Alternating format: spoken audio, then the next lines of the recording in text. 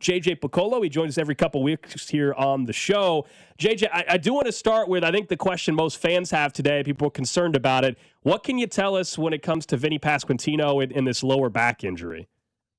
Yeah, he's been dealing with it a little bit here the last week and been able to get through with no problems. Last night it just tightened up a little bit more, but the best way to categorize it right now is just day to day. We don't expect an IL situation at this point. We got to manage it, be smart about it, and just put him in a position where he's able to perform the way he's capable.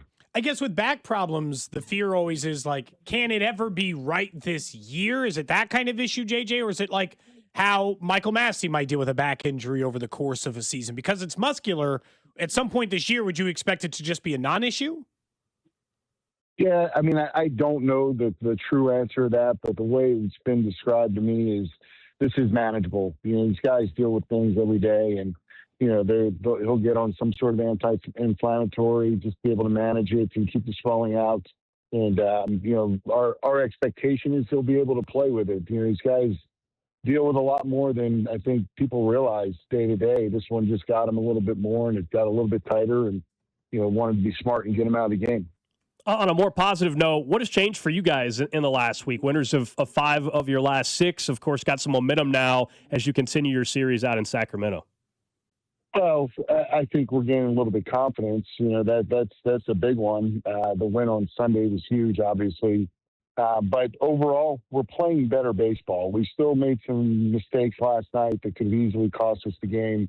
But we've cleaned that up for the most part. The last several games, we've executed a lot better. We've moved runners. We've scored runners. We've gotten 2-out hits. We ran the bases fairly well. Like I said, outside of last night, a couple mistakes. But, that's what it's all about for us. Play good baseball. The roster's built to win games. If we play quality baseball, we will win baseball games as long as our pitching staff gives us a chance, and we believe they will.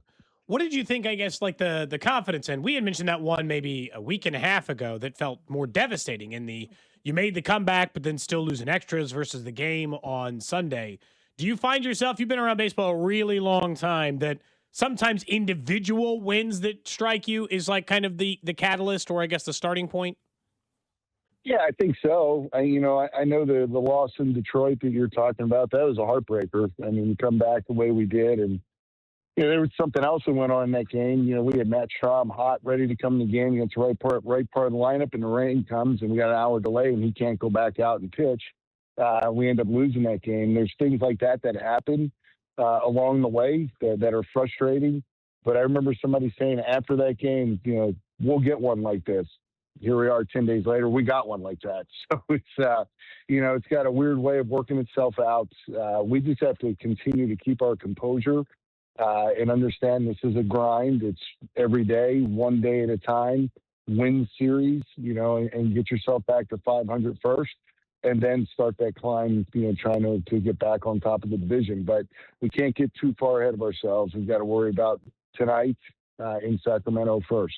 During the stadium announcement, I think John Sherman had joked that it was the first time he'd seen you smile in a week. During that stretch, this is like kind of a bigger question, but during that stretch when you guys got off to a slow start for the season before you guys started to turn this thing around, was that the most frustrated you've been as a general manager of the team, just trying to figure out where things were going wrong? Yeah, to be honest, it was a little bit dumbfounding because we were doing things that were very uncharacteristic of our players, and that's where you start scratching your head, wondering, why is this happening? There were several things. I mentioned the one thing, in Detroit, but the other obvious one was, we got a really good chance to win the series in Cleveland, and Cole Reagan looks like he's got the best stuff he's had to that point of the year. And gets hit on the hand. And now it's a bullpen game again, and now you're chasing that bullpen again. I mean, it was a tough cycle. You like to come out of that with a couple wins. We were in position, to win a few of them. I think there were, I want to say, 4 one-run games maybe in that 8-game stretch. So it's not like we were, getting blown out. We had 2 tough ones in New York. But that's, that was in the tail end of that where it's like, we're not playing well right now. But early on, they were all good ball games. Could have gone either way, just weren't going our way. And that's where you scratch your head and again, this is frustrating. And, to answer your question, it was, for me, that was a, very difficult 8-day stretch because the expectations of this team are better, are higher than what we were putting on, our output was on the field. So, but, every season has these types of ups and downs. And right now, I'd like to think we're on an upswing, but that week prior, we could put it behind us and move on and figure out what we can learn. And, talking to Q, the thing we took out of it, we got to get back to doing simple. Let's do simple well. That you do the right things, the little things the right way, you're going to put yourself in better positions to win. And that was the focus, actually starting last Tuesday. We had staff had a meeting and talked about what they should do that second game against Baltimore and started playing well since then. We're talking to JJ Piccollo, Royals general manager here on 96.5 The Fan. I think it was 2 weeks ago we were discussing the bullpen, and as you kind of described, there's some of the challenges with navigating this bullpen right now, and with Carlos still out. Has he begun a rehab assignment? Where do things stand with Carlos right now? Yeah, he actually threw the hitters yesterday. He was down in Arizona to get live VP in. His velocity was up, which was great to see. His command was good. So that's good. He's gonna throw one more time to live hitters, most likely in Arizona again later this week, and then we want to get him out on a rehab assignment. And there were really two things that we were looking for. One is the command. We know the velocity wasn't there, but the command is really what hurt him more than the velocity, and then the velocity. So ideally, we get them both, so we can return him to the major leagues and settle our bullpen. I mean,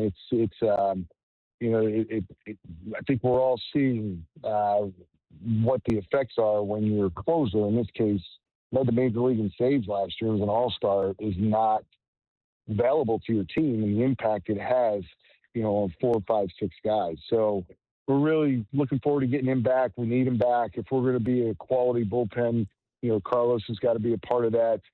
We love, Urseg has done a good job. He had the 2 tough ones, but overall, he's cutting his teeth as a closer, and that's a good thing for him in the long run. Daniel Lynch has really stepped up. I mean, Daniel looks great. So what I'm getting at is, one guy going down gives opportunity to others to step in, and we've had a couple that have done a nice job with it. It feels like during this recent run here where you guys would win some baseball games and certainly trending in the right direction, that this is a team that's come up clutch, like late in games. I mean, I don't know if you can really pinpoint why that is, but it feels like despite some of the issues, this team has found ways late in baseball games to come up with big at-bats or certainly get some big outs. Oh, the quality of the bats right now is so much better. I point to a game a couple nights ago where, we walked 7 times and were hit by a pitch with runners in scoring position. That's a really good sign that our hitters are slowing it down. That when any team isn't hitting well with runners in scoring position, guarantee you their chase rates are higher than their normal chase rates with nobody on base. When you walk 7 times with guys in scoring position, that's a great sign. And I think that's what all of our hitters are doing right now. They're slowing it down. The home run by Bobby last night was outstanding. Clearly we need Bobby to be Bobby and Michael to be Michael, Vinnie to be Vinnie, and Salvi to be Salvi. But they're not the only ones that are going to come up with guys in scoring position. So, the more our team, our unit, can adopt that approach that I'm going to get good pitches to hit and come up in clutch situations, the more likely we are to do it, or at least hit a ball hard. That's all we can ask in those situations, hit a ball hard. And we'll have better success. I think that's what we're seeing. I want to talk to you about the 2 young guys on your team, Carter Jensen and Jack Caglione. If you look at the baseline numbers, or just like a slash line, I think you'd have almost no complaints other than maybe a little more power to Jack Caglione that's been coming on the last week. What have you seen out of the 2 of them? How confident are you what they're doing now is going to last? I'm very confident that it's going to last and even get better. I mean, Carter's a really good hitter. I think when you look at some key attributes in a well-rounded hitter, the first thing that comes to mind is plate discipline, and Carter's got that. And I think it shows up. He takes his walks. He uses the off gap. He can pull a ball with power, pull the ball properly. So he's a very well-rounded hitter. And I think we're seeing that right now as a young player. And Jack's a different type of hitter. Jack's going to drive balls and hit home runs. And so much of that comes down to pitch selection as well. I think he's done a good job this year. Last year was above the zone and below the zone, the chase. this year. He's done a pretty good job at the top of the zone and even getting the balls. Like the home run he hit the other night was a fastball up at 92 miles an hour and a little bit in, and he got to it. Now it's the balls down below the zone that the more he's able to recognize and stay off of those, the pitchers will have to come to him more, and that's where the homers come. So it's going to happen. You know, Jack's got massive power. He's a good hitter. It's going to end up happening. It's just a matter of, you know, how many is he going to hit? But he's doing the right things. His process is far better right now than it was last year. JJ, you guys also got bad news this week. Jonathan India is going to be out for the season because of surgery. Going back to like even the offseason decision, like what were the plans, I guess, and how would this go? You know, how could this have gone differently, I guess, for India and his time here in Kansas City? Obviously, you guys haven't gotten exactly what you wanted out of India, but how bad a news was that the other day that he's going to be lost for the year? Yeah, it's really disappointing. I mean, Jonathan, we had a lot of faith in what he was going to do this year. That's why we brought him back. He's always battled a little bit of shoulder issues, but this year he had a couple plays where it really sublexed his shoulder, and it got to the point where it just wasn't safe for him to play, which is really unfortunate. And it's going to hurt our team, but at the same time, I do think between Michael Massey and Nick Lofton, Michael's gotten a lot of opportunity in the major leagues, and he was our second baseman in 24. But I like to think that this is going to get Nick Lofton a little bit more runway. Nick has good plate discipline. He's going to get his hits. He's a good contact guy. We just haven't been able to really string at bats together for him where he's pretty much in the lineup on a regular basis. This may be his opportunity. I mean, this could be a really good thing for us as an organization to learn more about Nick Lofton at the major league level. So again, kind of similar to Carlos, one man goes down, this is another man's opportunity. And, we need both of those guys to fill that position well. But it is unfortunate because Jonathan does have the ability to get on base. The guy was rookie of the year, 5-6 years ago.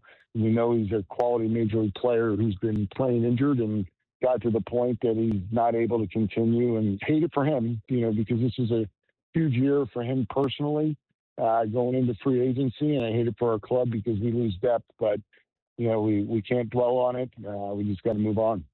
Well, just to end on a lighter note, JJ, how about two things about the outside the team on the field part? One, do you personally have any City Connect gear yet? But also, have you asked for anything personal in the new stadium design? Is there something you want as as the GM? So I do have City Connect gear, a couple pullovers that when we wear the City Connect at home, I'll wear that in support of the team. And then new stadium, I haven't thought about it yet. I don't know. I know that we got a long way to go, but I honestly haven't thought. I think more about the amenities for the team.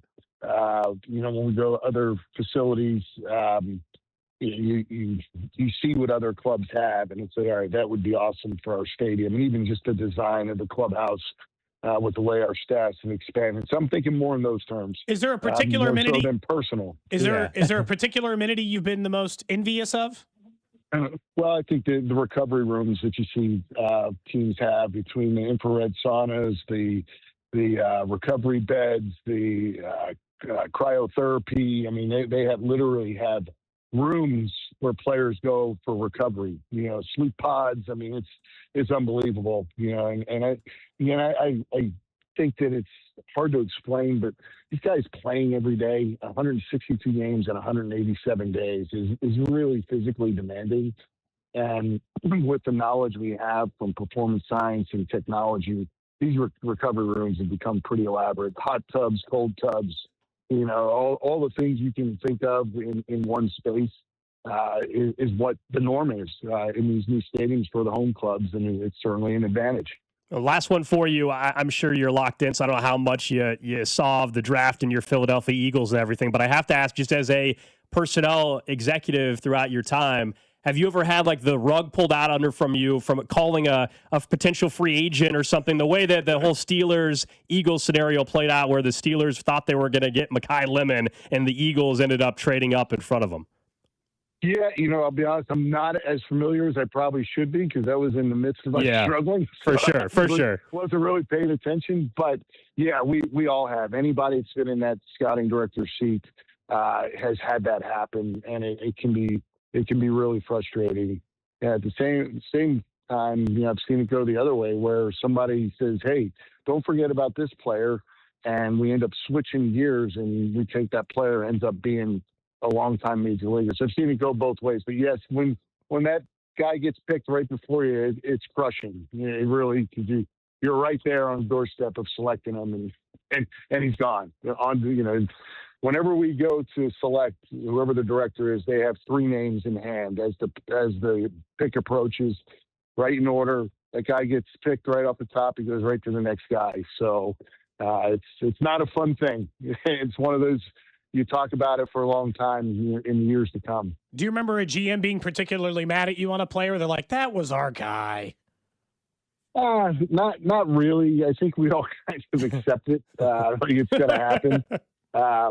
But there are a few guys that probably should go unnamed that should have we thought were Royals, and they weren't.